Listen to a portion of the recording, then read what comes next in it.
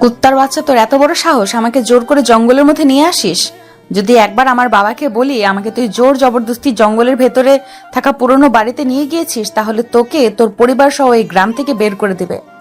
তোর বাবা তো আমাদের এই গ্রামটাকে নাজেহাল করে ফেলেছেন। তোর বাবাকে তো আর কিছু করতে পারবো না। তোকে এমন কিছু করব যা শুনে পুরো গ্রাম তোকে আর তোর বাবাকে ছিছি করবে। এই গ্রামে তো তোর বাবা থাকতে পারবো না, এটা তো ভালো করেই বুঝতে পারতেছি। এখন এরকম ক্ষতি আমার করিস না, দয়া করে আমাকে এমন কিছু করবি না।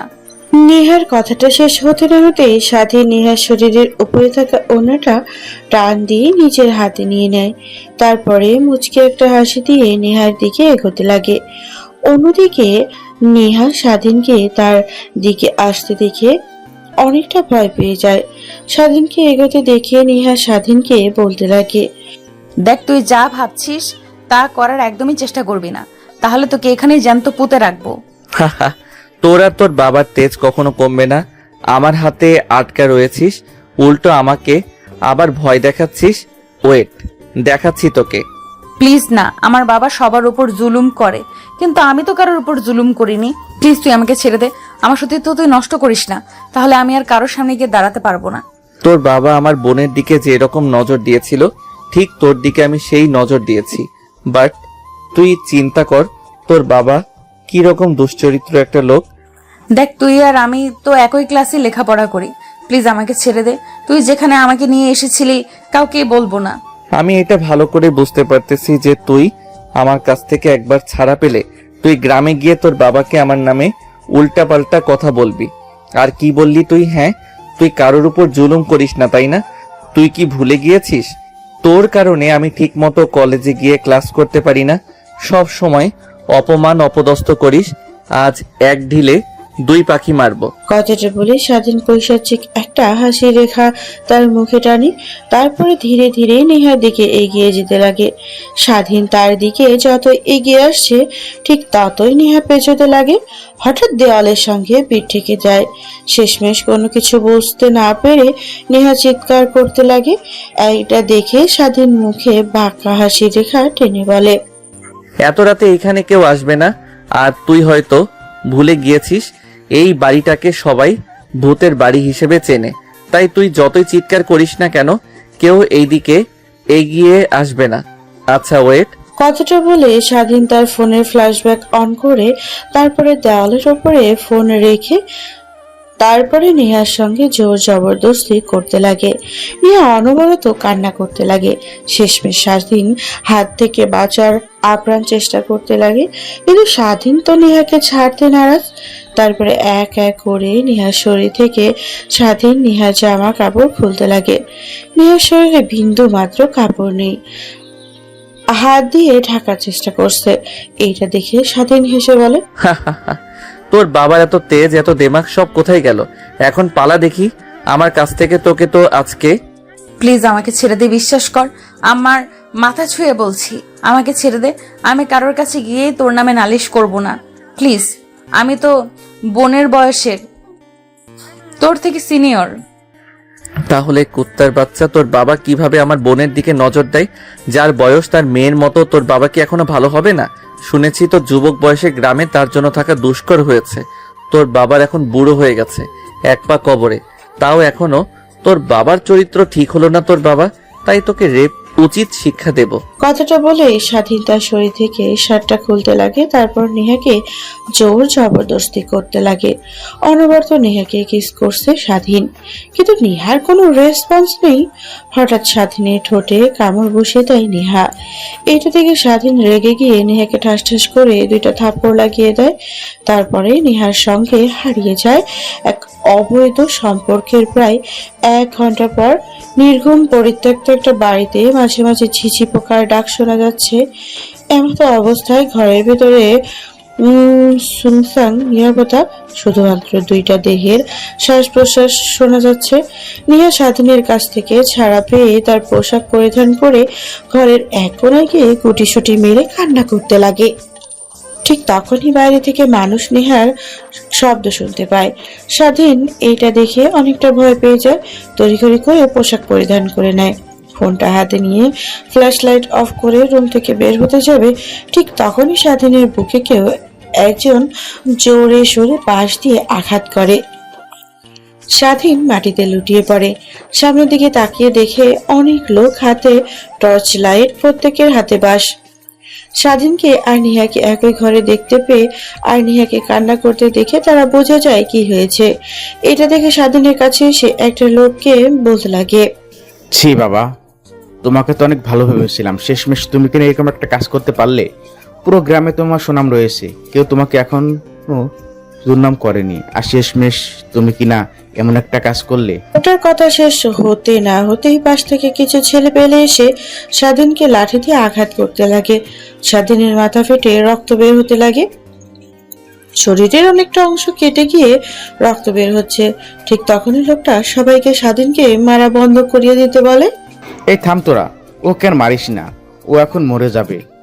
আর ও তো নেহামা, আমাদের চেয়ারম্যান সাহেবের মেয়ে, আল্লাহ জানে ওর কপালে কি আছে। যদি চেয়ারম্যান একটাবার জানতে পারে তার মেয়েকে রেপ করা হয়েছে, তাও আবার আমাদের গ্রামে, একটা গরিব ছেলে, তাহলে কি করবে? তোরা আর মারিস না, চল এখন এখান থেকে চেয়ারম্যান সাহেবের কাছে নিয়ে যাই। অন্যদিকে মেয়েটা সেই যে বের হয়েছিল বিকেল বেলা, বললো বান্ধবীদের বাড়িতে যাবে। এখন তো বিকেল পেরিয়ে রাত 10টা পার হয়ে গেল, কিন্তু মেয়েটার এখনো খবর নেই। তোমাকে কখন থেকে বলছি যাও একটু খোঁজ নিয়ে আসো, যে সাথীদের বাসায় এতক্ষণ কি করছে ও। আরে তুমিও না, কার এমন সাহস আছে আমার মেয়ের দিকে বাজে নজরে তাকানোর? হয়তোবা সাথীদের বাড়িতে দুজন মিলে আড্ডা দিচ্ছে, চলে আসবে, তুমি টেনশন করো না। টেনশন কি আর সাথে করি? তোমার যে চরিত্র আল্লাহই জানে কোন দিন সেই কুফল আমার মেয়ের উপর খাটে। তুমি কি বললে? আমার চরিত্র খারাপ? কেউ যদি এই কথা বলে আমি কি তাকে রাখবো? তাকে তো আমি এই পৃথিবী থেকে চিরতরে বিদায় করে দিব, তার পরিবার সহ। অন্যদিকে স্বাধীন কখনো ভাবতে পারেনি এরকম হবে। ভেবেছিল নেহাকে রেপ করে ভিডিও দেখিয়ে তাকে ব্ল্যাকমেল করবে, কিন্তু তার হলো কই, সবকিছু উল্টো হয়ে গেল। তারপরে স্বাধীনের অবস্থা মারতে মারতে বেগতিক করে ফেলে দেয় ছেলেগুলো। তারপর স্বাধীনকে ধরাধরি করে চেয়ারম্যান সাহেবের বাড়ির সামনে এসে দাঁড় হয়। তারপর জোরে জোরে ডাকতে থাকে, চেয়ারম্যান সাহেব, ও চেয়ারম্যান সাহেব, বাসায় আছেন নাকি? বাইরে বের হন, দেখেন কি হয়েছে আপনার মেয়ের। অনেকগুলো লোকের সমাগম আর কথা শুনে চেয়ারম্যান আর তার বউ বাড়ির বাহিরে বের হয়। অনেক মানুষ তার বাড়িতে, আর পাশে তার মেয়ে গুটি সুটি মেলে দাঁড়িয়ে আছে, কান্না করছে অনবরত। তার পাশে একটা ছেলে দুজনের কাঁধে ওপরে হাত রেখে দাঁড়িয়ে আছে, মুখ দিয়ে অনবরত রক্ত পড়ছে। এটা দেখে চেয়ারম্যান কিছু একটা ইঙ্গিত পায়। অন্যদিকে নেহা তার মাকে দেখতে পেয়ে সেখান থেকে দৌড়ে এসে তার মাকে জড়িয়ে ধরে কান্না করতে লাগে। নেহার মাথায় হাত বুলিয়ে দিয়ে বলতে লাগে, মা, কি হয়েছে তোর? এরকম কান্না করছিস কেন? আর এত লোক কেন? আর এই ছেলেটাকে মেরেছে বা কেন? কি হয়েছে? নেহা তার মেয়ের প্রশ্নের কোনো উত্তর না দিয়ে অনবরত কান্না করতে লাগে। কি ঠিক তখনই সেখানে থাকা লোকটা নেহার বাবা আর তার মাকে উদ্দেশ্য করে বলতে লাগে, কি আর হবে, যা হওয়ার তাই হয়েছে। আপনার মেয়েকে ওই ছেলেটা রেপ করেছে, জঙ্গলের পোড়া বাড়িতে নিয়ে গিয়েছে। আমরা চিৎকার চেঁচামেচি শুনতে পেয়ে সেদিকে গিয়ে দেখি নেহা মামনি ঘরের মোড়ে কোনায় কান্না করছে। সেখানে এদেরকে দেখতে পাই, বুঝতে পারি এইসব হয়েছে, তাই ধরে নিয়ে এসেছি। লোকটার কথা শুনিয়ে নেহার বাবার আগে অষ্টম পর্যায়ে পৌঁছে যায়। রেগে দৌড়ে সে স্বাধীনের কলা চেপে ধরে মারতে লাগে। মারতে মারতে মাটিতে ফেলে দিয়ে পা দিয়ে মারতে লাগে। অন্যদিকে নেহার চাচা তাদের বাড়ির পাশে হঠাৎ বাড়িতে চেঁচামেচির শব্দ শুনতে পেয়ে সে আসে। দেখতে পায় নেহার বাবা একটা ছেলেকে মারধর করছে। নেহা চাচা গ্রামে অনেক ভালো একটা লোক বলে সবাই জানে। নেহার বাবাকে সবাই যে রকম খারাপ জানে, ঠিক তার উল্টো তার চাচা দৌড়ে এসে নেহার বাবাকে থামিয়ে দিয়ে বলে, কি হয়েছে তোর? এরকম ভাবে ছেলেটাকে মারছিস কেন? দেখছিস না ওর মুখ দিয়ে রক্ত বেরোচ্ছে? ছেলেটা তো মরে যাবে। আচ্ছা, এখন কি হয়েছে সেটা আগে বল। কুত্তার বাচ্চা, ওর কত বড় সাহস আমার মেয়েকে নষ্ট করে। আজ ওর একদিন কি আমার একদিন। এই, তুই হাসমতের ছেলে না? তোর বাবাকে তো গ্রাম থেকে বের করে দিতে চেয়েছিলাম, এর প্রতিশোধ তুই বুঝিয়ে আমার মেয়েকে নষ্ট করে নিলি। কথাটা শুনে স্বাধীন শুয়া থেকে হাসতে লাগে। এটা দেখে নিহার বাবা আরো রেগে গিয়ে মারতে যাবে, ঠিক তখনই নিহার চাচা নিহার বাবাকে সেখান থেকে খানিকটা দূরে নিয়ে গিয়ে দাঁড় করায়। তারপর নিহার বাবাকে উদ্দেশ্য করে বলতে লাগে, দেখ, উল্টাপাল্টা কিছু করিস না। তোর তো সামনে আবার নির্বাচন, এটা মাথায় রাখিস। আর আমি বলি কি, এই ছেলেটা যখন নেহা মামুনিকে নষ্ট করছে, এটা পুরো জ্ঞান তো জেনে গেছে। তাই বলছি, আমি একটা ভালো পরামর্শ দিই, তুই নেহা মামুনির সঙ্গে ওর বিয়ে দিয়ে দে। কি বললি তুই? আমি এই গ্রামের চেয়ারম্যান, আর আমার মেয়েকে কিনা বিয়ে দেবো একটা গরিব ছেলের সঙ্গে?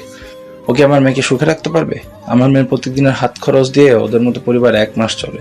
তুই কি কিছু বুঝতে পারছিস না? দেখ, আমি যা বলছি তোর আর নেহা মামুনির ভালোর জন্যই বলছি। আমি তো নেহা মামুনিকে ভালো করে চিনি। ও তো গরিবদের অনেক ঘেন্না করে, তারপরেও বিয়ে দিয়ে দে। তো নির্বাচনের তো আর অল্প কিছুদিন বাকি, এতদিন না হয় থাকলো।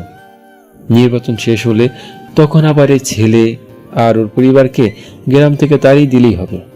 এখন যদি নেহা মামুনিকে এই ছেলেটার সঙ্গে বিয়ে না দিস, তাহলে আশেপাশের গ্রামে তোর বদনাম আর তোর মেয়ের বদনাম ছড়িয়ে পড়বে। এতে আর কেউ বিয়ে করতে চাইবে না।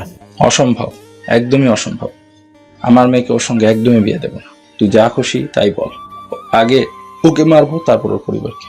তারপর নিহার চাচা নিহার বাবাকে বোঝাতে লাগে। নিহার বাবা বুঝতে পেরে স্বাধীনের সঙ্গে নিহার বিয়ে দিতে রাজি হয়। কিছুক্ষণের মধ্যেই পুরো গ্রাম জানাজানি হয়ে যায়। মুহূর্তের মধ্যেই চেয়ারম্যান বাড়ি ভর্তি হয়ে যায় মানুষজন দিয়ে। তারপর নিহার চাচা স্বাধীনকে সেখান থেকে তুলে তাদের বাসায় নিয়ে যায়। তুমি স্বাধীন না?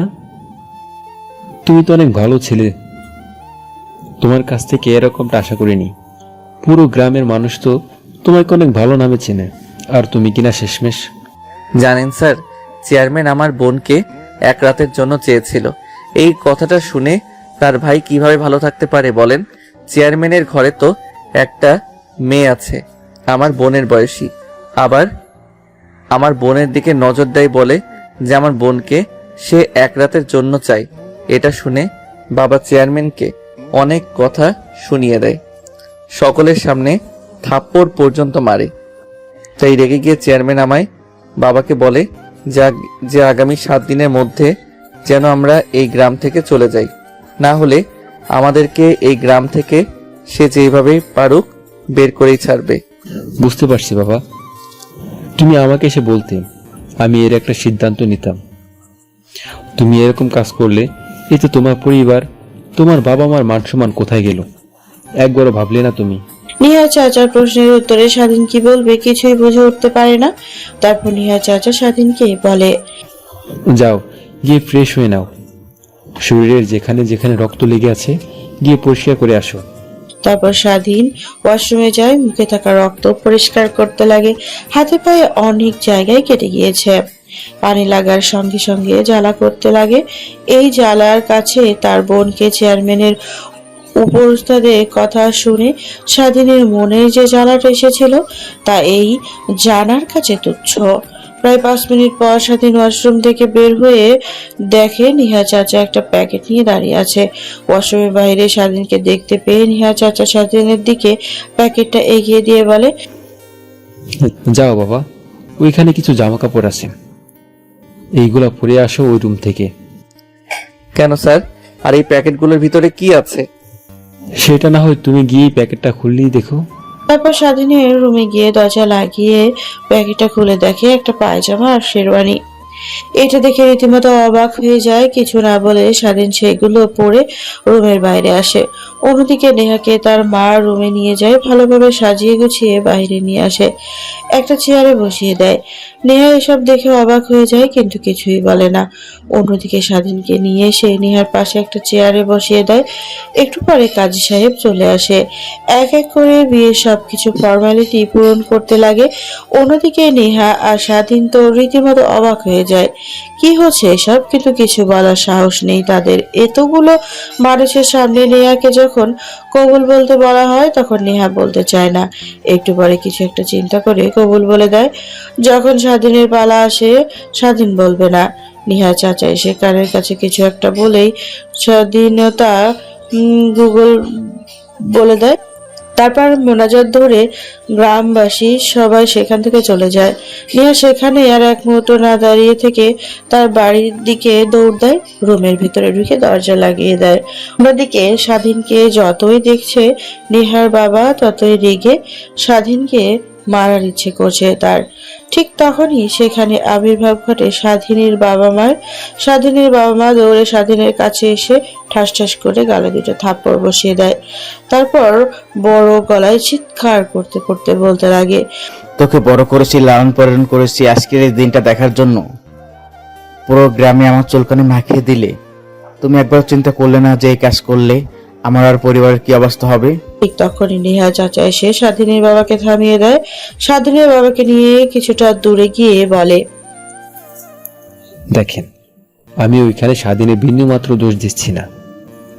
সব দোষ নেয়ার বাবার, আমার ভাইয়ের। একটা ভাই তার বোনের বিরুদ্ধে কেউ যদি বাজে প্রস্তাব দেয় তাহলে রাগ ওঠাটা স্বাভাবিক। স্বাধীনের জায়গায় আমি হলেও ঠিক একই কাজটা করতাম। এমনিতেই বয়স অল্প, রক্ত গরম, তারপর আবার এরকম কথা বলছে, তাই রেগে গিয়ে এসব করে ফেলছে ভুল বুঝে। ভুল কিসের ভুল?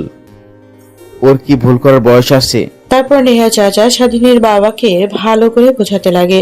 স্বাধীনের বাবাও বুঝতে পারে তার ছেলে রেগে গিয়ে এই কাণ্ড ঘটিয়ে ফেলেছে। তারপর নেহার বাবার কাছে এসে স্বাধীনের বাবা নেহার বাবাকে উদ্দেশ্য করে বলে, দেখেন, যাওয়া তো হয়ে গিয়েছে, আমার ছেলে ভুল করেছে। আপনি শাস্তি না দিয়ে বিয়ে দিয়ে দিয়েছেন আপনার মেয়ের সঙ্গে, এতে আমাদের কোনো অমত নেই। আমাদের ছেলের বউকে আমাদের হাতে তুলে দিন, আমরা নিয়ে যাই। কি অসম্ভব! আমার মেয়ে গিয়ে তোদের বাসাতে থাকবে? তোরা তো থাকিস টিনের ঘরেতে, দেখছিস আমার বাসা ছাদ করা বিল্ডিং, বাইরে তোদের টিনের ঘরে গিয়ে আমার মেয়ে ঘুমাবে? এটা কখনো আমি হতে দেব না। শুধুমাত্র গ্রামবাসীকে দেখানোর জন্য এই বিয়েটা আমি দিয়েছি। তোরা এই বিয়েটা কি আবার সিরিয়াসলি নিস না? নির্বাচন শেষ হয়ে গেলে তোর ছেলেকে তো শেষ করবোই, সঙ্গে তোদেরকেও। তারপর আমার মেয়েকে আমি ভালো ছেলে দেখে বিয়ে দিয়ে দিব। নেহার বাবার কথা শুনে স্বাধীনের বাবা আর মা রীতিমতো অবাক হয়ে যায়। একটা বাবা কিভাবে এতটা জঘন্য হতে পারে? তারপর সেখানে স্বাধীনের মা বাবা না থেকে স্বাধীনকে নিয়ে বাসায় চলে আসে। বাসায় আসতে স্বাধীনের বোন এসে স্বাধীনের সামনে দাঁড়িয়ে ঠাস ঠাস করে দুইটা থাপ্পড় লাগিয়ে দিয়ে বলে, বাবা মা, আমি তোকে এ শিক্ষা দিয়েছি? নেহা তোর বোনের বয়সী, একসঙ্গে লেখাপড়া করি আমি আর নেহা, আমার বান্ধবী বললেও চলে। কিভাবে তুই এই জঘন্য কাজটা করতে পারলি নেহার সঙ্গে? তাহলে ওই কুত্তার বাচ্চা চেয়ারম্যান কি করে পারলো তোকে প্রস্তাব দিতে? তুই তো ওর মেয়ের বয়সী নাকি, তারপরেও তোকে বাজে প্রস্তাব দেয়। তাই আমি ওর মেয়ের সর্বনাশী করেছি। আর এইখানে সব ভিডিও করা আছে, আমি ভিডিওগুলো ইন্টারনেটে পাবলিশ করে দেব। এরপর পুরো পৃথিবী দেখবে।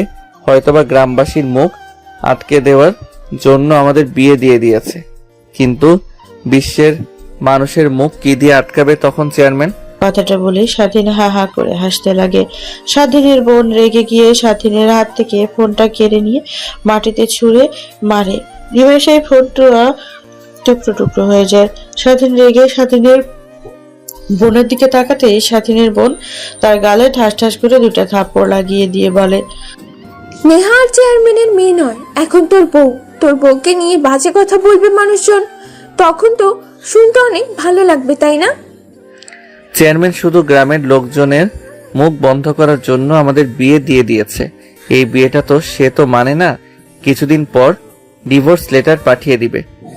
দেখ, যা করেছিস ভালো করেছিস, এই বিষয় নিয়ে আর তোর সঙ্গে একটা কথাও বলতে চাই না। আর খবরদার, যদি এইসব ভিডিও ইন্টারনেটে দেখি তাহলে আমি নিজের জীবন নিজে দিয়ে দিব। আমার জন্য যেটা এত কিছু, তাহলে আমি না থাকলে তো ভালো, তাই না? স্বাধীন তার বোনের এরকম কথা শুনে অনেকটা বাকরুদ্ধ হয়ে যায়। তারপর স্বাধীন তার বোনকে জড়িয়ে ধরে বলতে লাগে। তারপর স্বাধীনের বোন স্বাধীনকে ছাড়িয়ে দিয়ে তার রুমে গিয়ে দরজা লাগিয়ে দেয়। স্বাধীন পেছনে ফিরে তার বাবা মার দিকে তাকাতেই স্বাধীনের বাবা মাও তার রুমে চলে যায়। স্বাধীন তার রুমে গিয়ে দরজা লাগিয়ে দিয়ে শেরওয়ানি পায়জামা খুলে নতুন পোশাক পরিধান করে খাটের উপরে গা এলিয়ে দিয়ে ভাবতে লাগে, প্লিজ আপু, তুই আমাকে ক্ষমা করে দে। ছি, তুই এরকম কাজটা কি করে করতে পারলি নেহা? তো তোর বোনের মতো রাগের বশে কি উল্টাপাল্টা করে ফেললি তুই? না, আর কিছু ভাবতে পারতেছি না। কথাটা ভেবেই স্বাধীন এই পাশ ওই পাশ ফিরতে লাগে, কিন্তু তার কোনো দুই চোখে ঘুম ধরে না। শেষ রাতের সময় স্বাধীন ঘুমিয়ে যায়। পরদিন সকালবেলা স্বাধীন ঘুম ভাঙতেই মিটমিট করে তাকায়, তার পুরো শরীর ব্যথা। কালকে রাতে অনেক মেরেছে ওই লোকজনগুলো। কোনো মতে শোয়া থেকে উঠে বাইরে গিয়ে ফ্রেশ হয়ে নেয়, তারপর রুমে এসে বসে ফোন চাপছিল। অন্যদিন এই সময় স্বাধীনের মা এসে তাকে খাবার খাওয়ার জন্য, কিন্তু আজকে তা পুরোটাই ভিন্ন। অনেক বেলা অবধি রুমে থাকে, কিন্তু খাবার কথা কেউ বলে না। তাই স্বাধীন রুমের মধ্যে আর না বসে থেকে বাইরে আসে। তার মা কাজ করছে। স্বাধীন তার মায়ের কাছে গিয়ে বলতে লাগে, মা, অনেক ক্ষুধা লেগেছে, সময় তো আর কম হয়নি, কিছু খেতে দাও। কিন্তু স্বাধীনের মার উত্তর কোনো জবাব দেয় না এবং স্বাধীনের সঙ্গে কোনো কথাও বলে না। এটা দেখে স্বাধীন অনেক কষ্ট পায়। খাবার টেবিলে গিয়ে খাবার বেড়ে নিজে নিজে খেতে লাগে। এইভাবে বেশ কিছুদিন পর পার হয়ে যায়, যার বাইরে গেলে অনেকে অনেক কথা বলে স্বাধীনকে। বন্ধুদের সঙ্গেও তেমন একটা মিশতে পারে না, তাই ঘরবন্দি হয়ে থাকে প্রায় 7 দিন। 7 দিন পর স্বাধীন ঘুম থেকে উঠে এখনো তার বাবা মা স্বাধীনের সঙ্গে তেমন একটা কথা বলে না। তারপর খাবার খেয়ে কলেজে চলে যায়। কলেজে বন্ধুদের কাছে গিয়ে আড্ডা দিতে লাগে। স্বাধীন ঠিক তখনই পাশ থেকে নিহা হেঁটে যায়। স্বাধীন নিহার দিকে এক পলক তাকায়, তারপর দৃষ্টি সরিয়ে তার বন্ধুদের সঙ্গে আড্ডা দিতে লাগে।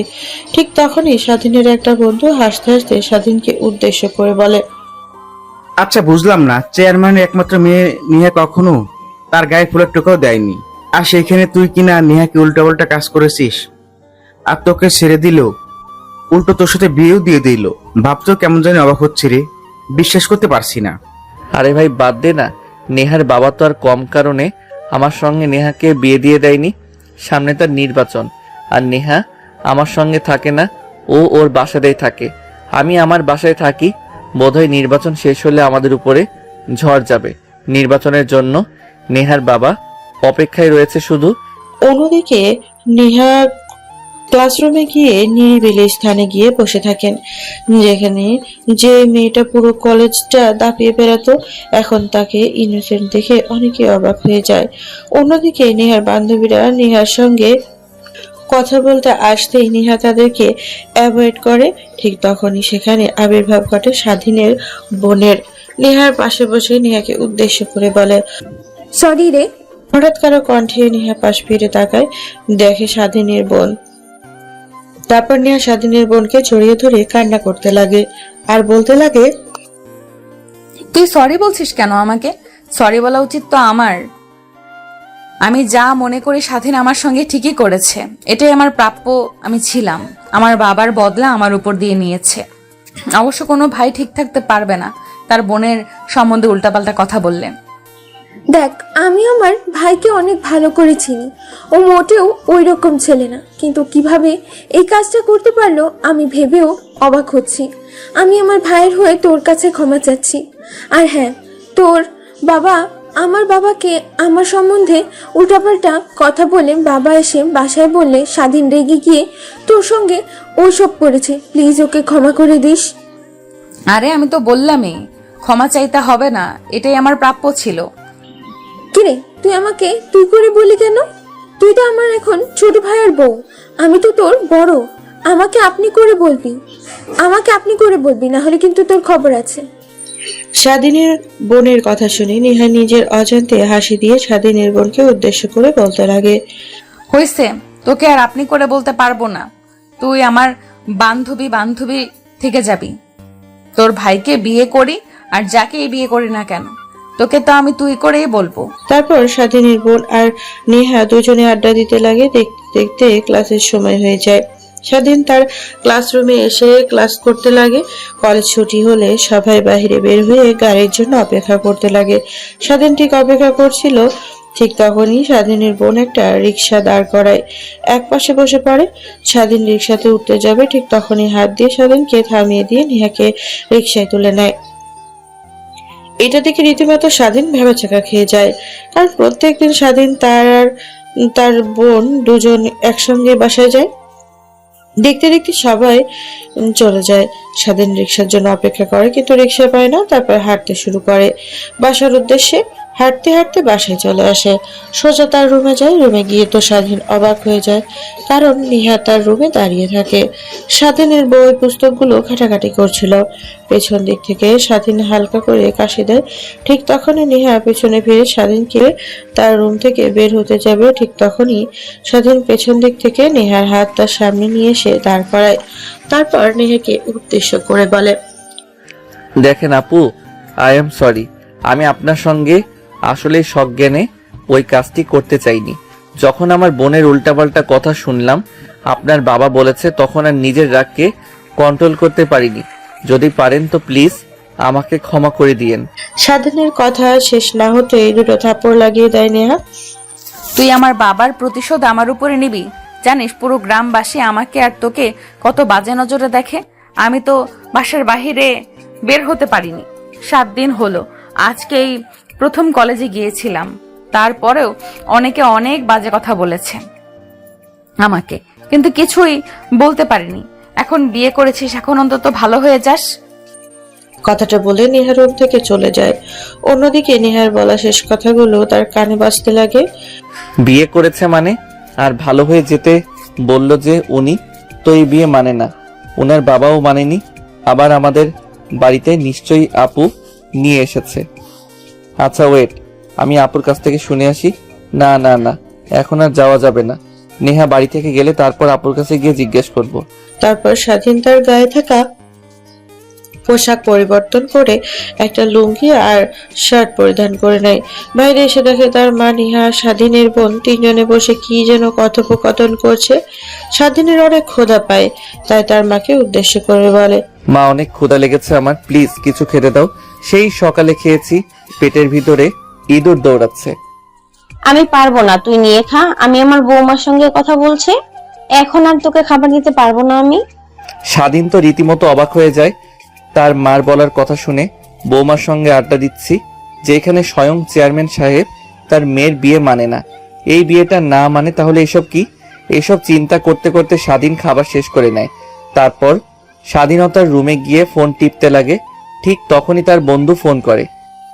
স্বাধীন, তুই কোথায় আছিস? জলদি মাঠে চলে আয়। পাশের গ্রাম থেকে ছেলেরা ফুটবল খেলতে চলে এসেছে আমাদের গ্রামের সঙ্গে। তোকে ছাড়া আমরা তো ফুটবল খেলা অচল, তাই আয় জলদি, তাড়াতাড়ি আয়। ওকে, আসতেছি। স্বাধীন ফোনটা কেটে দেয়, মাঠের উদ্দেশ্যে রওনা হয় ফুটবল খেলার জন্য। মাঠে গিয়ে ফুটবল খেলতে লাগে। খেলতে খেলতে অনেকটা সময় পার হয়ে যায়। হঠাৎ স্বাধীনের কাছে এসে তার বন্ধু বলতে লাগে, স্বাধীন, ওই দেখ ভাবি এসেছে, দাঁড়িয়ে থেকে তোর খেলা দেখছে। মানে কি বলছিস তুই? ভাবি? কিসের ভাবি? কার ভাবি? চেয়ারম্যানের মেয়ে নেহা। ওই দেখ, নেহা দাঁড়িয়ে আছে, তোর বোনের সঙ্গে তোর দিকে দেখ তাকিয়ে আছে। তারপর স্বাধীন রাস্তার দিকে তাকায়, দেখতে পায় নেহা আর তার বোন সেইখানে দাঁড়িয়ে আছে। সে এক পলক তাকিয়ে পুনরায় স্বাধীনকে খেলাতে মনোযোগ দেয়।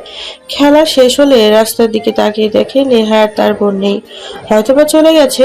স্বাধীন পেছনে ফিরে তার বাসার দিকে আসতে যাবে, ঠিক তখনই তার বন্ধু বলতে লাগে, ও, তোকে তো বলতেই ভুলে গেছি, খেলাটা কিন্তু বাজিতে খেলেছিলাম, ছাগল বাজি ছিল। যেহেতু আমরা জিতে গেছি, তাই রাতে চলে আসিস, পিকনিক হবে, অনেক মজা হবে। শালা আগে বলিসনি কেন? তাহলে আমি ফুটবল ম্যাচ খেলতামই না। তোদেরকে না কতবার করে বলেছি এই বাজি টাজি খেলবি না, আর আমাকে তো নিবি না তার মধ্যে। আরে আমি তো ভালো করে জানি তুই খেলবি না, তার কারণেই তোকে সত্যি কথা বলিনি। সরি, মাফ করে দে, এবারের মতো সরি। তারপর স্বাধীন সেখানে আয়না থেকে সোজা তার বাসায় চলে যায়। গোসল করে পড়তে লাগে। পড়তে পড়তে অনেকটা সময় পার হয়ে যায়।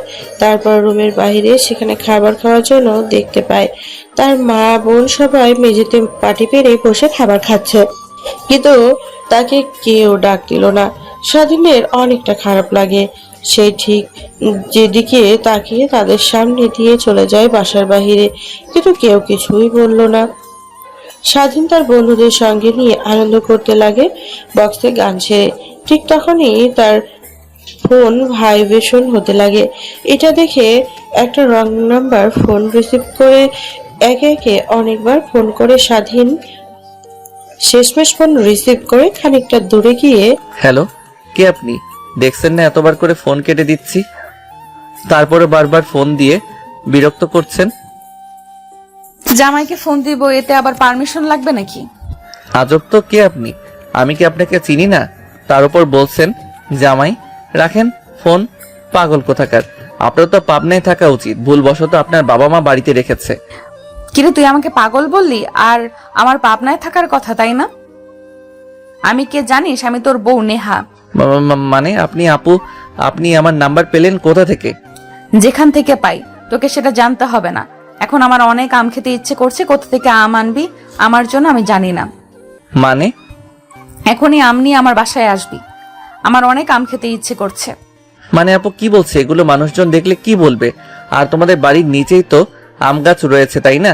বাড়ি থেকে বের হও, বাহিরে গিয়ে গাছ থেকে আম পেড়ে খাও। আমার আবার আম নিয়ে যেতে হবে কেন তোমাদের বাড়িতে? নেহা কথা ঘুরিয়ে পুনরায় স্বাধীনকে বলতে লাগে। এখন আর আম খেতে ইচ্ছে করছে না, এখন বাজার থেকে আমার জন্য আইসক্রিম নিয়ে আসবি।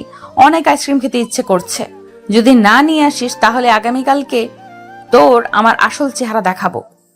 আমার আসল চেহারা কি সেটা তো তুই ভালো করেই জানিস। আপু দেখো, আমার কাছে এখন তো টাকা নাই, আমি তোমার জন্য কিভাবে আইসক্রিম কিনে নিয়ে আসবো? আচ্ছা ওয়েট, তোর বিকাশে কিছু টাকা পাঠিয়ে দিচ্ছি, তুই আমার জন্য একটা আইসক্রিম কিনে নিয়ে আসবি। কথাটা শেষ করে নেহা ফোন রেখে দেয়। তারপর স্বাধীনের বিকাশ নাম্বারে কিছু টাকা পাঠিয়ে দেয়। স্বাধীন তো রীতিমতো অবাক হয়ে যায়। এত রাতে তাকে নেহা তাদের বাসায় যেতে বলছে, আবার আইসক্রিম নিয়ে যেতে বললো। টাকা নেই, অমনি বিকাশের নগদ 1000 টাকা পাঠিয়ে দিল। তারপর স্বাধীন তার বন্ধুদের কাছে থেকে বিদায় জানিয়ে বাজারে চলে যায়। দোকান থেকে 3টা আইসক্রিম কিনে নেহার বাসার উদ্দেশ্যে হয়। নেহাদের বাড়ির সামনে এসে দেখে তাদের গেটম্যান 2টা দারোয়ান বসে আছে। কিভাবে বাসার ভেতরে ঢুকবে স্বাধীন বুঝতে পারছে না, তাই পুনরায় নেহাকে ফোন করে। ফোন করতে রিসিভ করতেই ওই পাশ থেকে নেহা বলতে লাগে, কিরে, তোর এত সময় লাগে নাকি? অন্য কোনো মেয়েকে রাস্তায় একা দেখে তাকে নিয়ে আবার জঙ্গলে ভেতরে গিয়েছিস? না আপু, আমি আপনার বাসার সামনে দাঁড়িয়ে আছি, এখন কি করে ভেতরে প্রবেশ করব?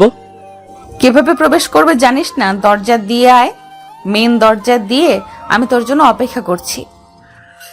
দরজার বাহিরে 2জন দারোয়ান দাঁড়িয়ে আছে, আর আমি পারবো না আপনার বাসার ভিতরে যেতে।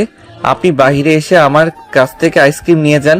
আচ্ছা তাহলে একটা কাজ কর, আমাদের বাসার পেছনে আয়, দেওয়াল টপকে গাছে উঠে আমার ব্যালকনিতে আয়। আপু, আমি তো তোমার রুম কোনটা সেটা চিনি না, ভুল করে আবার যদি তোমার বাবার রুমে প্রবেশ করি তাহলে তো আবার তোমার বাবা আমাকে গুলি করে মারবে। তুই আগে দেওয়ালের উপর দিয়ে ভেতরে প্রবেশ কর, পেছনের দিকে ডান সাইডের রুমটাই আমার। তারপরে স্বাধীন নেহাদের বাড়ির পেছনের সাইডে যায়, দেওয়ালের ওপর দিয়ে ভেতরে প্রবেশ করে। নেহার বলা কথা অনুযায়ী ডান দিকে থাকা রুমে যাওয়ার জন্য গাছ দিয়ে উঠে সোজা বেলকনিতে চলে আসে। রুমের ভেতরের দিকে তাকিয়ে দেখে পুরো রুম অন্ধকার হয়ে আছে। এক প্যাক করে রুমের ভেতরে প্রবেশ করে ঠিক তখনই পেছনে থেকে নেহা স্বাধীনকে জড়িয়ে ধরে। এটা দেখে স্বাধীনে এক চিৎকার দিয়ে ওঠে। নেহা ঠিক তখনই স্বাধীনকে তার দিকে করে ঠোঁটের সঙ্গে ঠোঁট লাগিয়ে দেয়। প্রায় 5 মিনিট পর নেহা দরজায় এসে তার মা কড়া নাড়তে লাগে। এটা দেখে স্বাধীন অনেকটা ভয় পেয়ে যায়, থরথর করে কাঁপতে লাগে। এটা দেখে নেহা মুচকি একটা হাসি দেয়। ঠিক তখনই দরজার ওই পাশ থেকে নেহার মা বলতে লাগে, কিরে মা, কি হয়েছে তোর? দরজা খোলা, অমন ভাবে চিৎকার দিলি কেন? না মা, কিছুই হয়নি, যাও তো তুমি এখন। না না, আমার একদমই ভালো লাগছে না। তুই তোর রুমের দরজা খোল, আমি দেখি। এখন কি তুমি মেয়ে আর মেয়ের জামাই রোম্যান্স করা দেখবে নাকি? ঠিক তখনই স্বাধীনকে ছেড়ে দিয়ে নেহা তার রুমের লাইট অন করে দেখে স্বাধীন এক কোনায় গুটিসুটি মেরে দাঁড়িয়ে আছে। এটা দেখে নেহা হা হা করে হাসতে লাগে। হাসতে হাসতে এক পর্যায়ে নেহা স্বাধীনকে বলে, আমার ভাবতেও অবাক লাগছে, আমি কিনা এই ছেলের হাতে নষ্ট হয়েছি, যে ছেলে সামান্য একটু ভয় পেয়ে গুটিসুটি মেরে কোনায় গিয়ে দাঁড়িয়ে থরথর করে কাঁপছে। কথাটা বলে নেহা হাসতে লাগে। স্বাধীন অপলক দৃষ্টিতে নেহার হাসি মাখা মুখটা দেখছে। যত স্বাধীন নেহার দিকে তাকিয়ে থাকে ততই দুর্বল হয়ে পড়ে। হাসতে হাসতে নেহা স্বাধীনের কাছে এসে তার হাত থেকে আইসক্রিমের প্যাকেটটা নেয়। অন্যরকম ঘোরের মধ্যে রয়েছে নেহা। স্বাধীনের কাছে আসতেই নেহাকে শক্ত করে জড়িয়ে ধরে, তারপর ঠোঁটের সঙ্গে ঠোঁট লাগিয়ে দেয়। প্রায় 5 মিনিট পরে ছেড়ে দিয়ে বলে, ভয়ে ভীত হওয়া ছেলে জোর করে কিস খায়। এটা বলে স্বাধীন হাসতে লাগে। নেহা স্বাধীনের হাসি দেখে অপলক দৃষ্টিতে তাকিয়ে থাকে। তার হাতে থাকা আইসক্রিমের প্যাকেটটা ছুরি মারে স্বাধীনকে শক্ত করে জড়িয়ে ধরে খাটের উপরে ফেলে দেয়। তারপর স্বাধীনের পুরো শরীর অনবরত কিস করতে লাগে। আপু কি করছো তুমি? প্লিজ ছেড়ে দাও। দেখো আমি তখন তোমার সঙ্গে ইচ্ছে করে করিনি, এর জন্য আমি অনেক লজ্জিত। তুমি যদি বলো যা করতে আমি তাই করব, তোমাকে ডিভোর্স দিয়ে দিতে যদি বলো তাও দিয়ে দিব। প্লিজ ছেড়ে দাও আমাকে। ওই দিন তো অনেক এনজয় করেছিস তুই, আমি শুধু কান্না করেছি, কিন্তু আজ আমি এনজয় করব। কথাটা বলে নেহা স্বাধীনের পুরো শরীর অনবরত কিস করতে লাগে। স্বাধীন তার হাত থেকে বারবার ছোটার চেষ্টা করে আর বলতে লাগে, প্লিজ আপু ছেড়ে দাও, আমি সত্যি ওই দিনের জন্য লজ্জিত, আমি নিজের মধ্যে ছিলাম না।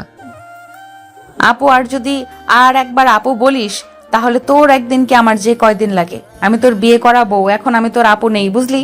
বিয়ে করে বউ বলে ডাকবি কিংবা নেহা বলে ডাকতে পারিস, এই অধিকার তোকে আমি দিয়েছি। আপু? আবার আপু বলছিস?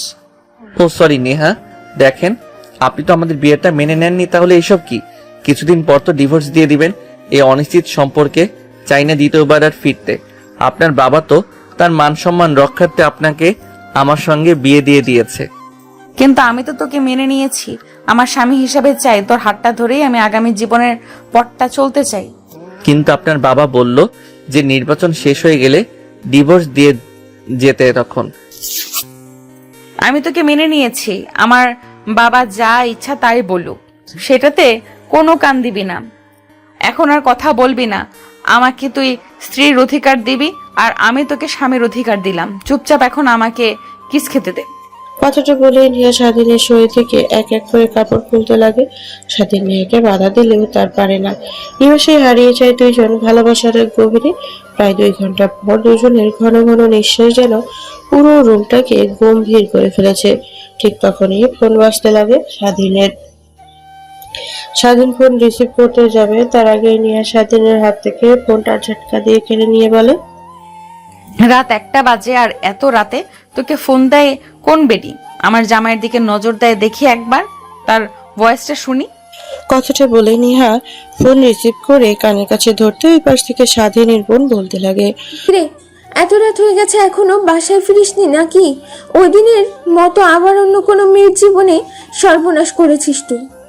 আরে ওই দিন যেই মেয়ের জীবন সর্বনাশ করেছে ওই মেয়েকে আবার সর্বনাশ করছে। মানে কে তুমি? আর স্বাধীনের ফোন তোমার কাছে?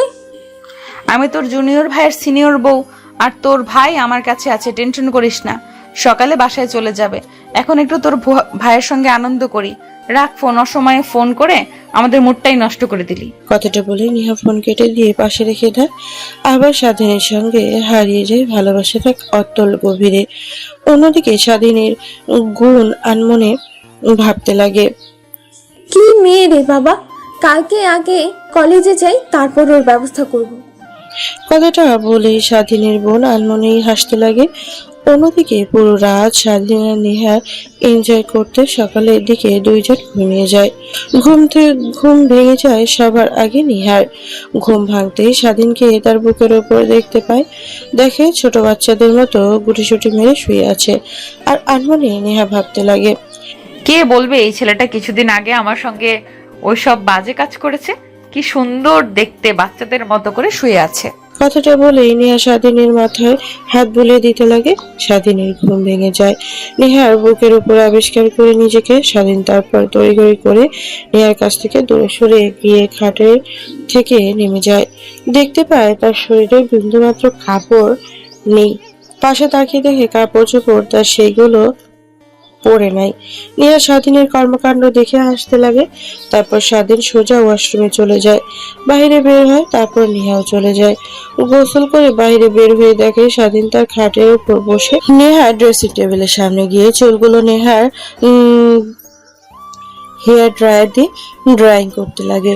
স্বাধীন নেহার দিকে তাকাতে তার চোখ আটকে যায়। অপলক দৃষ্টিতে নেহার দিকে তাকিয়ে থাকে। অন্যদিকে নেহা আয়নার দিকে করে তাকিয়ে আছে, পেছন ফিরে দেখে স্বাধীনকে উদ্দেশ্য করে বলে, কি দেখছো এরকম ভাবে তাকিয়ে? রাতে তো যা দেখার সবই দেখে ফেলেছো, এতটুকু তো একটা ছেলে, আমার স্বামী, ভাবতেও কেমন জানি অবাক লাগছে। এখন রাখেন সেই সব কথা। এখন আমি বাসায় যাব কি করে এই চিন্তা করেন। বাসার সবাই অনেক চিন্তাতে আছেন নিশ্চয়ই। আরে না, তখন তোর বোন ফোন করেছিল, আমি সবকিছু বলে দিয়েছি। তোর মা বাবাকে নিশ্চয়ই বলে দিয়েছে সাথী। কি আপুকে সব বলেছেন?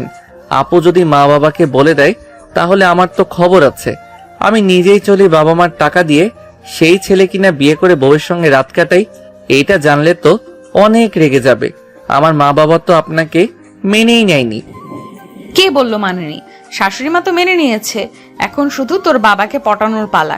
কিছুদিন পর দেখবে তোর বাবাও পটে গেছে, তারপর সুখে শান্তিতে দুজনে সংসার করব। কিন্তু আমি তো আপনাকে আমার স্ত্রী হিসেবে মানি নাই। যেভাবেই হোক বিয়েটা আমার অমতই হয়েছে, যা হবার ভুল বোঝাবুঝিতে হয়েছে। তারপর আপনি কেন আমার সঙ্গে রাতে এসব করলেন? আর কিছুদিন গেলেই তো আমি আপনাকে ডিভোর্স দিয়ে দেব। এসবের কোনো মানে নেই। আর হ্যাঁ, একটা পিল খেয়ে নেন। চাই না এই অনিশ্চিত সম্পর্কের মধ্যে তৃতীয় ব্যক্তির আবির্ভাব ঘটুক। স্বাধীনের কথা শুনে নেহা তার অজান্তে চোখ বেয়ে পানি বের হতে লাগে।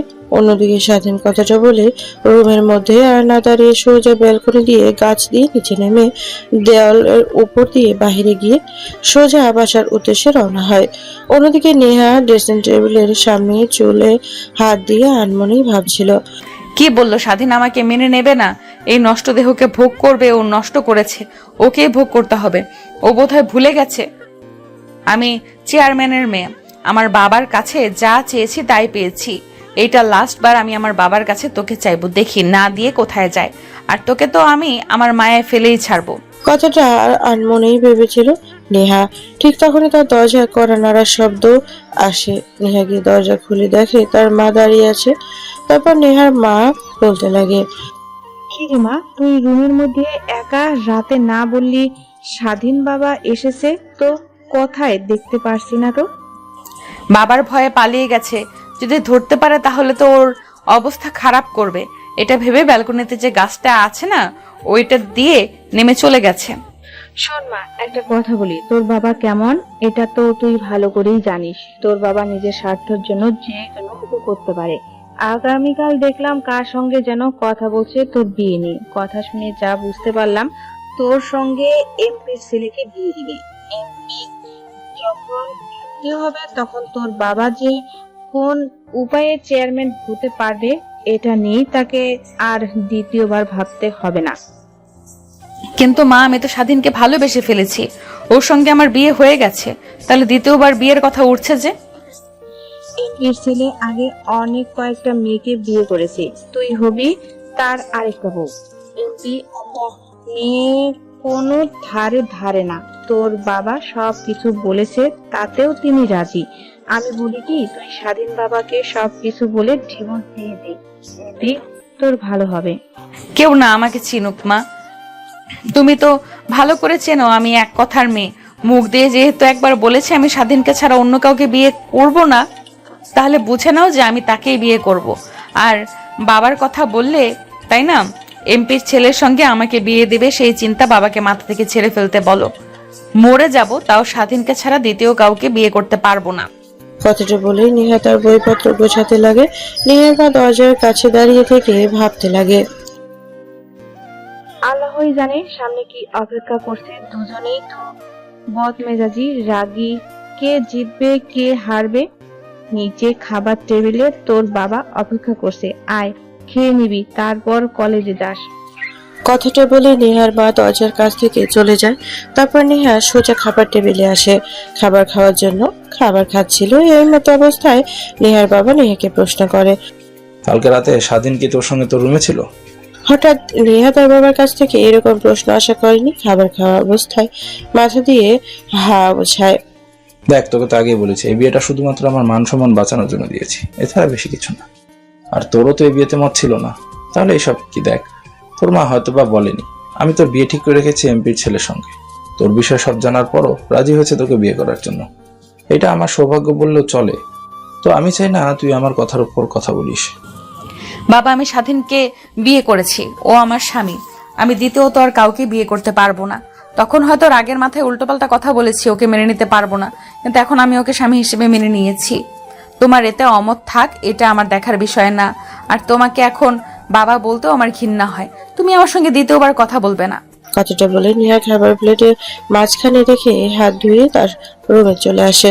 তারপর কলেজের উদ্দেশ্যে রওনা হয়। নেহা অন্যদিকে স্বাধীন বাসায় মেন দরজায় উকিঝুঁকি মেরে ভেতরে প্রবেশ করতে যাবে, ঠিক তখনই পেছন থেকে স্বাধীনের গলা চেপে ধরে তার বোন স্বাধীন।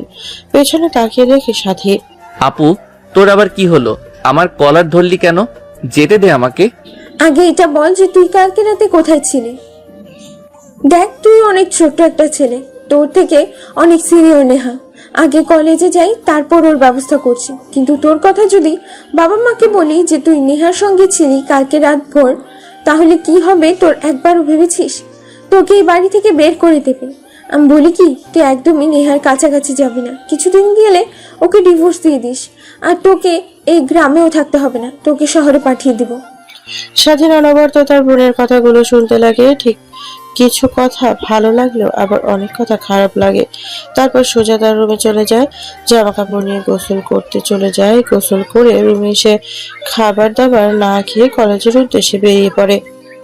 স্বাধীন কলেজে গিয়ে গেট দিয়ে ভেতরে প্রবেশ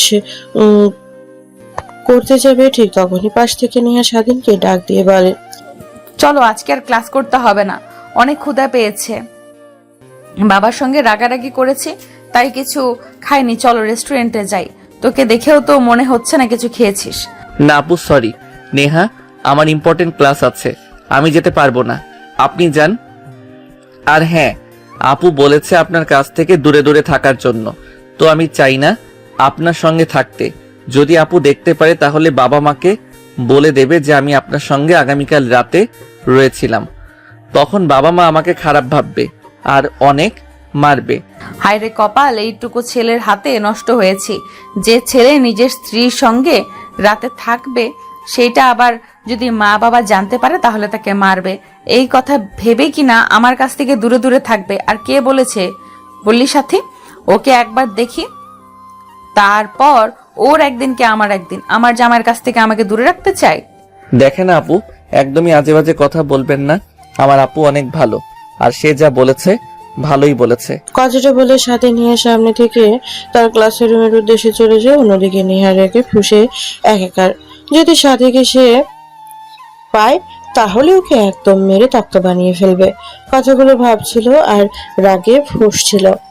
নেহা ঠিক তখনই স্বাধীনের বোন কলেজে প্রবেশ করে। এটা দেখে নেহা দৌড় দেয় তাকে ধরার জন্য। নেহাকে আসতে দেখে স্বাধীনের বোন দৌড় লাগায়। দৌড়াতে দৌড়াতে বটগাছের নিচে গিয়ে দাঁড় হয় স্বাধীনের বোন।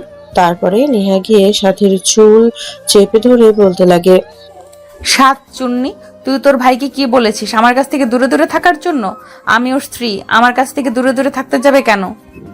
দেখ, আমি তোর বড়, আমার চুল ধরছিস? তোর শরম করছে না? ছাড়। দেখ, কলেজে সবাই তাকিয়ে তাকিয়ে দেখছে, তখন আবার উল্টাপুল্টা কিছু ভাববে। যা ভাবার তাই ভাবুক।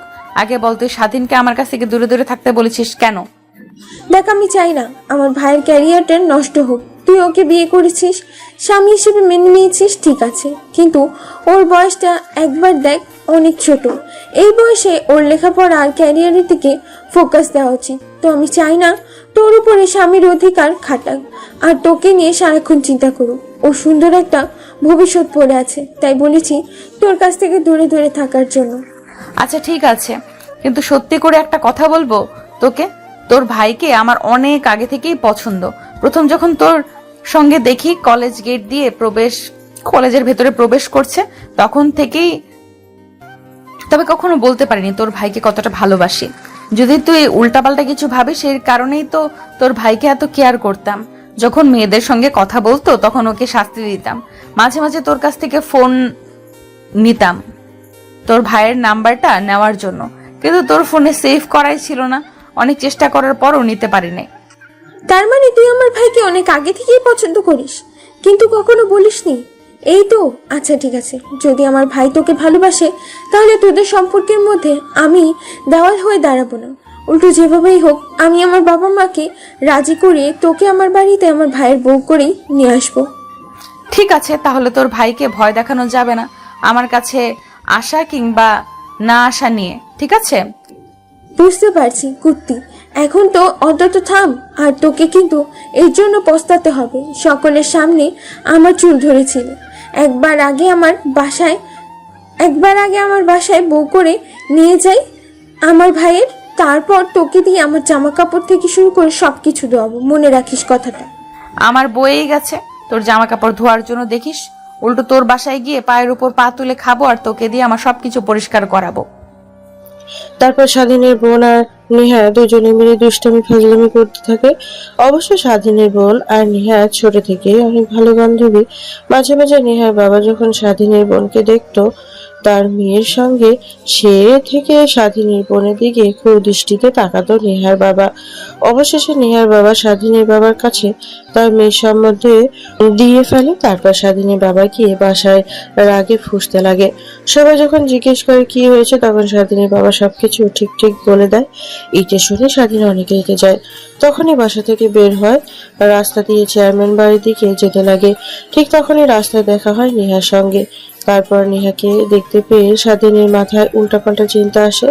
তারপর নেহাকে নিয়ে জঙ্গলে চলে যায়। তারপর কি হলো সব তো জানেনি। এখন বর্তমান স্বাধীন ক্লাসরুমে বসে থেকে বন্ধুদের সাথে আড্ডা দিচ্ছে। ঠিক তখনই ক্লাসে উপস্থিত হয় স্যার। এক এক করে স্বাধীন প্রত্যেকটা স্যারের ক্লাস করতে লাগে। কলেজে ছুটি হওয়ার পর কলেজ গেটের সামনে দাঁড়িয়ে থাকে গাড়ির জন্য। ঠিক তখনই নিহার গাড়ি এসে দাঁড় করায় স্বাধীনের সামনে। গাড়ির ক্লাস নামিয়ে নেহা হালকা মুড বের করে স্বাধীনকে উদ্দেশ্য করে বলে, গাড়িতে উঠে বস, তোর সঙ্গে কিছু জরুরি কথা আছে। না, যদি আপু দেখতে পায় আপনার গাড়ি করে কোথাও যাচ্ছি, তাহলে বাবা মার কাছে গিয়ে সব বলে দেবে যে আমি আপনার সঙ্গে রাতে আপনার বাসায় থেকেছি। না আপনি যান, আপনার সঙ্গে আমার কোনো জরুরি কথা নেই। দেখ ভালোই ভালোই বলছি, গাড়িতে উঠে বস, না হলে তোর কিন্তু খবর আছে। স্বাধীন নেহার ধমক খেয়ে চুপসে যায়। তারপরে গাড়ির দরজা খুলে ভেতরে প্রবেশ করে। নেহা গাড়ি চালিয়ে একটা নিরিবিলি স্থানে গিয়ে গাড়ি দাঁড় করায়। গাড়ি দাঁড় করাতেই স্বাধীন নেহার দিকে প্রশ্নসূচক দৃষ্টিতে তাকায়। এটা দেখে নেহা স্বাধীনকে একটা চোখের ইশারা দিয়ে চুপ থাকতে বলে। তারপর গাড়ির গ্লাস উঠিয়ে দিয়ে গাড়ি স্টার্ট বন্ধ করে স্বাধীনের দিকে এগিয়ে যেতে লাগে। নেহা স্বাধীন নেহাকে তার দিকে এগিয়ে আসতে দেখে আমতা আমতা করে বলতে লাগে, আপু, ও সরি নেহা, প্লিজ আমার দিকে এইভাবে এগিয়ে আসবেন না। আপনার মতো আমার একদমই ঠিক লাগছে না। প্লিজ ছেড়ে দেন, আমাকে যেতে দেন, বাসার সামনে নামিয়ে দেন। তোকে তো যেতে দেওয়ার জন্য আর জোর করে গাড়ির ভেতর প্রবেশ করায়নি। আজ গাড়ির ভেতর এনজয় করব, শুনেছি নাকি অনেক মজা হয়। কথাটা বলেই নিয়া দুষ্টুমের একটা হাসি দেয়। অন্যদিকে স্বাধীনের ভয় ঘামতে লাগে। গাড়ির ভেতরে এসি চলছে, তারপরেও গা ঘামছে। ঠিক তখনই দরজা খোলার চেষ্টা করে, কিন্তু দরজা লক করে দিয়েছে নেহা। স্বাধীনকে দরজা খোলার চেষ্টা করতে দেখে নেহা হাসতে লাগে। অযথা চেষ্টা করে কোনো লাভ নেই, দরজা খুলবো না। এর থেকে আমি যা যা করি তুই তাই তাই কর। প্লিজ আপু, আমাকে যেতে দাও, তোমার পায়ে পড়ছি। তোকে যেতে দেবো, কিন্তু একটা শর্তে। যদি শর্তে রাজি হস তাহলে তোকে কিছুই করব না। তোর বাসার সামনে তোকে নামিয়ে দিয়ে আমি চলে যাব। আচ্ছা আপু, ও সরি নেহা, আপনি যা বলবেন সেই শর্তে রাজি আছি আমি। প্রথমত তোর বোন যা বলেছে সে কথা অনুযায়ী চলা যাবে না। আমি যা যা বলবো সেই কথা অনুযায়ী চলবে, না হলে তোর নামে আমি আবার আরেকটা দুর্নাম বের করব। তখন দেখবি তোর বাবা মা তোকে এমনিতেই আর বাড়িতে রাখবে না। আর দ্বিতীয়ত হলো, তোর ফোন নাম্বারটা দে, আমি যখন ফোন করব যা যা করতে বলবো তাই তাই করবি। না আপু, আমি তোমার এই শর্তে রাজি হতে পারছি না। আপুর কথা না মানলে আপু তো মা বাবার কাছে গিয়ে বলবে, তখন তো তারা আবার আমাকে অনেক মারবে। আরে না, সাথীকে আমি ম্যানেজ করেছি, ও কিছুই বলবে না তোকে, শুধু একটু ভয় দেখাবে। তুই নেহার কথায় যেন কোনো কর্ণপাত না দিস। ঠিক আছে আপু, এখন তো অন্তত আমাকে ছেড়ে দাও। ঠিক আছে চল তাহলে, তোকে নামিয়ে দিয়ে আমি বাসায় ফিরবো। আর বলতে লাগে। কথাটা বলেই নেহা স্বাধীনকে ছোট্ট একটা কিস করে। তারপর গাড়ি স্টার্ট দিয়ে পুনরায় যেতে লাগে। স্বাধীনের বাসার সামনে গাড়ি দাঁড় করাতেই স্বাধীন গাড়ি থেকে নেমে যায়। স্বস্তির একটা নিঃশ্বাস ফেলে অন্যদিকে নেহা তার বাসায় চলে যায়। স্বাধীনের বাড়ির ভেতরে প্রবেশ করতে দেখে তার বোন মা যায় হাত দিয়ে তার দিকে রাগী দৃষ্টিতে তাকিয়ে আছে। এটা দেখে স্বাধীন রীতিমতো ভয় পেয়ে যায়, ভয়ে ঢোক গিলতে লাগে। তারপর গুটিসুটি পায়ে যেই তার রুমের দিকে যাবে তখনই নেহা কঠোর গলায় বলতে লাগে, কই ছিলি এতক্ষণ? মানে কি বলছো এসব আপু? বলছি কই ছিলি এতক্ষণ তুই? কলেজ তো ছুটি হয়েছে প্রায় 1 ঘন্টা হবে। শুনলাম তুই নাকি নেহার সঙ্গে তার গাড়িতে করে কই যেন গেছিস। তোকে না বলেছি নেহার আশেপাশে আর ঘেসবি না, তারপরেও আমার কথা অমান্য করে তুই নেহার সঙ্গে একই গাড়িতে ঘোরাফেরা করছিস। সরি আপু, আসলে আমাকে অনেক ভয় দেখিয়ে জোর করে গাড়িতে উঠাই। তুই কি ছোট বাচ্চা নাকি যে তোকে কেউ ভয় দেখাইছে আর তুই ভয়ে ভয়ে গাড়িতে উঠে চলেছিস? যা এখন তোর রুমে যা। আর হ্যাঁ, মা বাবা কেউ নেই, তারা গিয়েছে নানার বাড়িতে, ফিরতে একটু দেরি হবে, আজকে নাও ফিরতে পারে, তার কারণেই বেঁচে গেলি। স্বাধীন তার বোনের কাছ থেকে ছাড়া পেয়ে সোজা তার রুমে চলে আসে। রুমে সে দরজা লাগিয়ে দিয়ে স্বস্তির একটা নিঃশ্বাস ফেলে। তারপর পোশাক পরিবর্তন করে খাটে গায়ে এলিয়ে দিতে ঘুমিয়ে পড়ে। ঘুম ভেঙে যায় বিকেলের দিকে। ফোনের শব্দে ফোনের স্ক্রিনের দিকে তাকিয়ে দেখে রং নাম্বার, তাই ফোনটা রিসিভ না করে কেটে দিয়ে পুনরায় ঘুমানোর চেষ্টা করে। তারপর কল আসে অনবরত, কল আসতেই থাকে। স্বাধীন এটা দেখে রেগে গিয়ে ফোন রিসিভ করে কানের কাছে ধরে বলতে লাগে, দেখছেন না ফোন রিসিভ করছি না, তো নিশ্চয়ই কোনো সমস্যায় আছি। আর কে আপনি? আপনি আমাকে ফোন করেছেন যে? কুত্তা, আমি তোর বউ, তোকে যখন ইচ্ছা তখন ফোন করব, তোর কাছ থেকে কৈফিয়ত নিতে যাব কেন? কিসের বউ? দেখ রাগ উঠাস না মাথাতে, আমি নেহা। কার বউ? ও আপনি? হ্যাঁ বলুন, সে কারণে ফোন করেছেন? প্রেম করার জন্য ফোন করেছি। মানে কি বলছেন এসব? প্রেম করার জন্য আবার কেউ ফোন করে নাকি? মোবাইলে তো এখন প্রেম করে দেখিস না, সবাই কানের কাছে ধরে ঘন্টার পর ঘন্টা কথা বলে, তো আমি এটাই করতে চাচ্ছি। অবশ্য প্রেম না, স্বামীর সঙ্গে কথা বলবো, ওদের থেকে একটু অ্যাডভান্স লেভেলের। দেখেন আপু, সরি নেহা, আমি আপনাকে স্ত্রী হিসেবে মানি না, তো আপনি একদমই আমাকে স্বামী বলে ডাকবেন না। আর হ্যাঁ, আপনাকে কিছুদিন পর আমি ডিভোর্স দিয়ে দেব, নেক্সট টাইম থেকে কল করবেন না। আর আরেকটা কথা, আমাকে নিয়ে জোরাজুরি করবেন না। আপনি যা ইচ্ছা তাই করেন, আপনার কথা মতো আমি চলতে বাধ্য না। এতে আপনি যা ইচ্ছা তাই করেন, আমার নামে উল্টাপাল্টা কথা বলবেন তো সকলের সামনে যান, গিয়ে বলেন। পিচ্ছি ছেলেটার আবার এত রাগ কিসের? কি হয়েছে? কেউ কিছু বলেছে তোমাকে? না, কেউ কিছুই বলেনি, আমি একটু শান্তিতে থাকতে চাই, কিন্তু আপনি তো আমার শান্তি নষ্ট করে ফেলছেন। প্লিজ আমাকে একটু একা থাকতে দেন, আর সময় মতো ডিভোর্স লেটার পেয়ে যাবেন।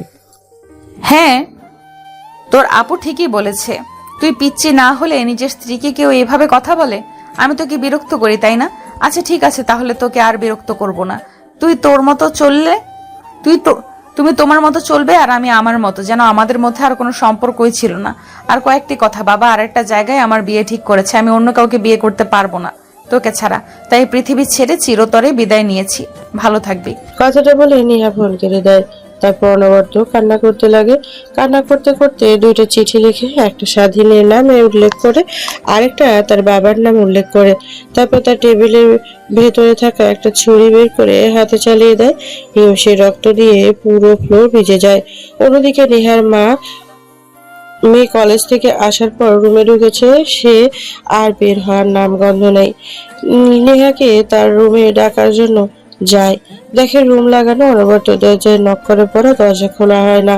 শেষমেশে কোনো উপায় না পেয়ে নেহার বাবার কাছে চলে যায় কান্না করতে করতে। দেখিস না একটু হেনার কি হয়েছে?